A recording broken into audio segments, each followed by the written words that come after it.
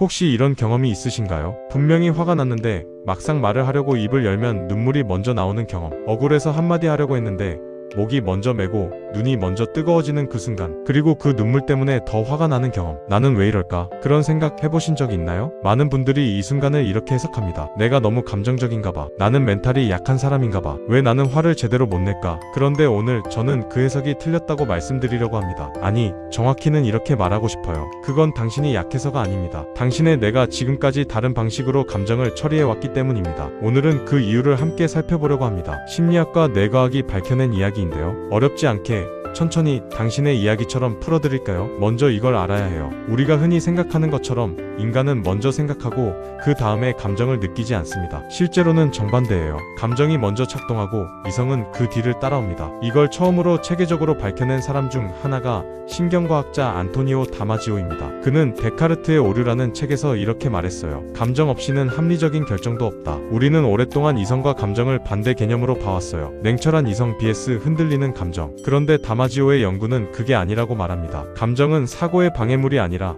사고가 제대로 작동하기 위한 기반이라고요. 그리고 또 한 명의 연구자 조셉 르두, 그는 뇌에서 감정이 처리되는 경로를 연구했습니다. 우리 뇌 안쪽 깊은 곳에 편도체라는 부위가 있어요. 이 편도체는 위협을 감지하는 데 특화된 구조입니다. 놀라운 건 이 편도체가 전전두엽, 그러니까 우리가 생각하고 판단하는 부위보다 훨씬 빠르게 반응한다는 겁니다. 정확히는 수십 밀리초 차이예요. 그 짧은 시간 차이가 우리의 감정 반응을 완전히 바꿔놓습니다. 예를 들어볼게요. 누군가가 나에게 부당한 말을 합니다. 그 순간 편도체는 이미 위협이라는 신호를 발사하고 있어요. 전전두엽이 잠깐 이걸 어떻게 처리할까를 생각하기도 전에. 그래서 우리는 생각보다 먼저 반응하게 됩니다. 심장이 먼저 쿵 내려앉고 목이 먼저 조여들고 눈물이 먼저 올라오고 그 다음에야 천천히 생각이 따라와요. 아, 내가 화가 났구나. 아, 저 말이 나를 건드렸구나. 그 시간 차이가 화가 나도 말로 표현하기 어렵게 만드는 첫 번째 이유입니다. 왜 나는 다른 사람처럼 화를 내지 못할까? 혹시 그런 의문을 가져본 적 있으신가요? 그건 당신이 부족해서가 아니에요. 당신의 뇌가 그 짧은 순간에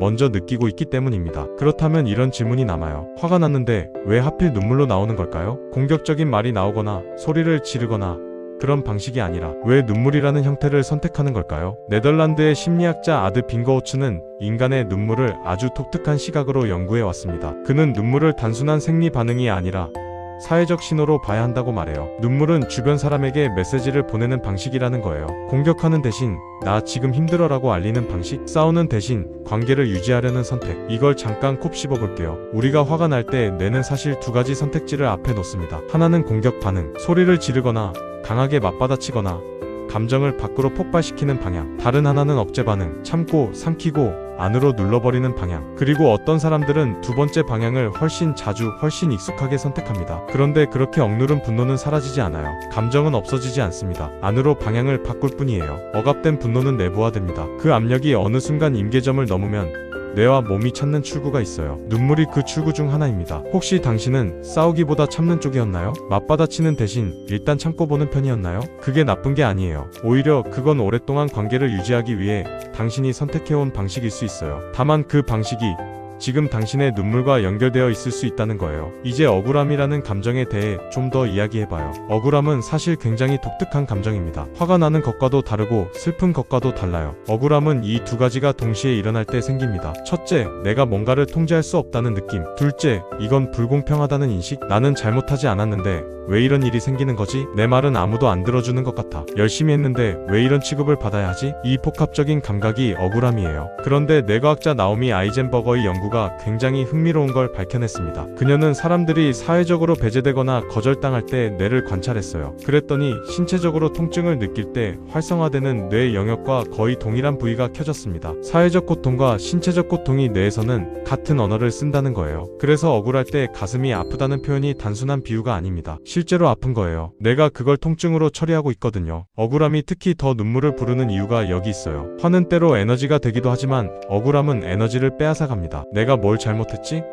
라는 질문과 함께 자꾸 자신을 돌아보게 만들어요. 그 반복 속에서 몸이 먼저 반응합니다. 눈물이 나오는 건 그 아픔이 더 이상 안으로만 있을 수 없게 됐을 때예요. 당신이 가장 억울했던 순간은 언제였나요? 잠깐 떠올려봐도 좋아요. 그 감정이 지금도 몸 어딘가에 남아있을지도 모릅니다. 이제 조금 더 깊이 들어가 볼게요. 화가 났을 때 눈물이 먼저 나오는 사람들, 어떤 특징을 가지고 있을까요? 4가지 이야기를 해드리려고 합니다. 첫 번째, 감정 민감성이 높은 사람. 심리학자 일레인 아론은 고감각, 인간 HSP, Highly Sensitive Person이라는 개념을 연구했습니다. 전체 인구의 약 15에서 20% 정도가 여기에 해당된다고 해요.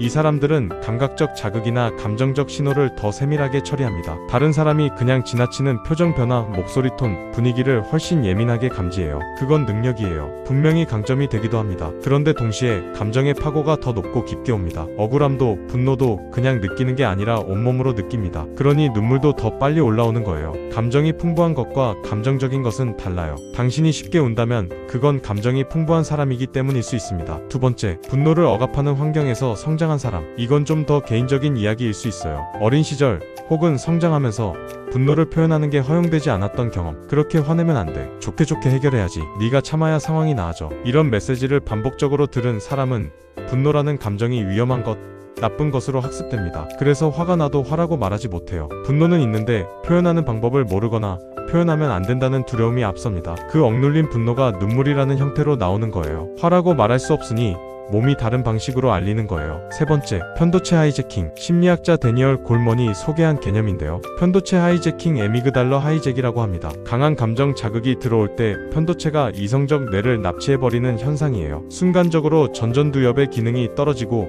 감정이 모든 걸 지배하게 됩니다. 이 상태에서는 말이 잘 안 나와요. 하고 싶은 말이 있는데 입이 안 떨어지고 논리적으로 말하고 싶은데 생각이 안 정리되고 그 사이에 눈물이 먼저 나오는 거예요. 이건 의지의 문제가 아닙니다. 뇌가 압도된 상태에서는 누구든 말 대신 눈물이 나올 수 있어요. 네 번째, 자기 비난 성향. 이게 어쩌면 가장 마음 아픈 부분일 수 있어요. 눈물이 터지고 나서 어떤 생각을 하시나요? 나는 왜 이렇게 약하지? 그냥 화내면 됐는데 또 울었네. 저 사람은 아무렇지 않은 것 같은데 나만 이러는 것 같아. 눈물 그 자체보다 눈물 이후에 자신을 탓하는 게 더 깊은 상처를 남깁니다. 그리고 그 자기 비난이 다음번에 감정을 더 억누르게 만들어요. 억누를수록 눈물이 더 갑작스럽게 나오고 나올수록 또 자신을 탓하는 악순환. 눈물이 나고 나서 혹시 스스로를 더 탓하지 않았나요? 괜찮아요. 그 눈물은 당신이 약해서 나온 게 아니었으니까요. 자, 지금까지 이야기한 걸 하나의 흐름으로 정리해볼게요. 화가 나고 억울할 때 눈물이 터지는 뇌의 과정입니다. 첫 번째, 위협 감지. 누군가의 말이나 행동이 들어옵니다. 편도체가 그걸 위협 신호로 읽어요. 이건 논리 이전에 일어납니다. 내가 선택하는 게 아니에요. 두 번째, 억울함인지. 전대상 피질이라는 뇌 부위가 활성화돼요. 이 부위는 사회적 통증, 불공평함, 배제의 감각을 처리합니다. 이건 불공평해라는 신호가 뇌 안에서 켜집니다. 세 번째, 공격 억제. 분노 에너지가 생겼지만 그걸 밖으로 내보내는 대신 억제하려는 반응이 일어나요. 그게 학습된 패턴인 사람에게는 자동으로 일어납니다. 네 번째, 내부화. 억제된 감정 에너지가 안으로 방향을 바꿉니다. 몸이 그 압력을 느끼기 시작해요. 다섯 번째, 자율신경계 활성. 교감신경과 부교감신경이 동시에 자극됩니다. 심장이 빨라지고 호흡이 얕아지고 근육이 긴장합니다. 여섯 번째, 눈물 분비. 감정 압력이 일정 수준을 넘으면 눈물샘이 자극됩니다. 내가 선택한 마지막 출구예요. 이 과정 전체가 당신이 인식하기도 전에 일어납니다. 아주 짧은 시간 안에. 그렇다면 당신의 눈물은 정말 약한 걸까요? 저는 그렇게 생각하지 않아요. 그건 당신의 뇌가 오랫동안 감정을 억누르면서도 관계를 지키려고 했던 흔적입니다. 그래서 어떻게 하면 좋을까요? 저는 여기서 울지 않는 방법을 알려드리려는 게 아니에요. 눈물 자체가 문제가 아니거든요. 눈물을 막는 것보다 화를 표현하는 방법을 조금씩 연습하는 것이 더 중요합니다. UCLA의 심리학자 매튜 리버만은 이런 연구를 했어요. 감정에 이름을 붙이는 것만으로도 편도체 활성이 줄어든다는 걸 발견했습니다. 감정 명명 어펙트 레이벌링이라고 부르는데요. 생각보다 단순해요. 화가 났을 때 마음속으로 혹은 아주 작게 소리내어 이렇게 말하는 겁니다. 나 지금 화났어. 나 지금 억울해. 이게 나를 힘들게 하고 있어. 이름을 붙이는 순간 뇌는 그 감정을 다르게 처리하기 시작합니다. 편도체의 과도한 반응이 조금 가라앉고 전전두엽이 다시 작동하기 시작해요. 그리고 두 번째,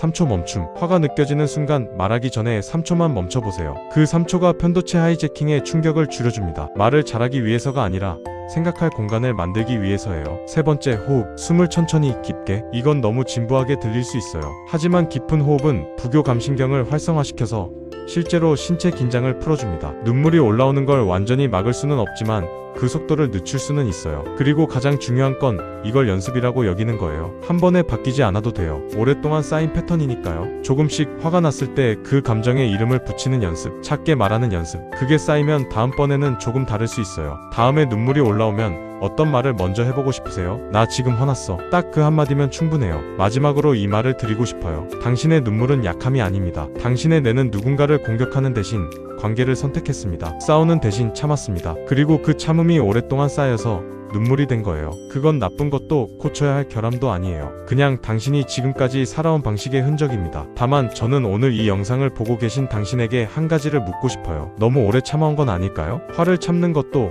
관계를 지키기 위한 것도 다 이유가 있었을 거예요. 하지만 그 감정들이 어디로도 가지 못하고 계속 당신 안에 쌓이고 있다면 지금부터라도 조금씩 꺼낼 수 있으면 좋겠습니다. 거창하지 않아도 돼요. 나 지금 힘들어. 그 한마디로 시작해도 충분합니다. 오늘 영상을 보신 여러분께 마지막 질문을 드릴까요? 당신은 화가 나면 어떻게 반응하나요? 댓글에 이 세 가지 중 하나만 남겨주세요. 울음형, 침묵형, 폭발형. 어떤 답도 옳고 그름이 없어요. 그냥 오늘 처음으로 자신을 그렇게 바라봐주는 시간이 되었으면 합니다. 여기까지 함께 해주셔서 감사합니다.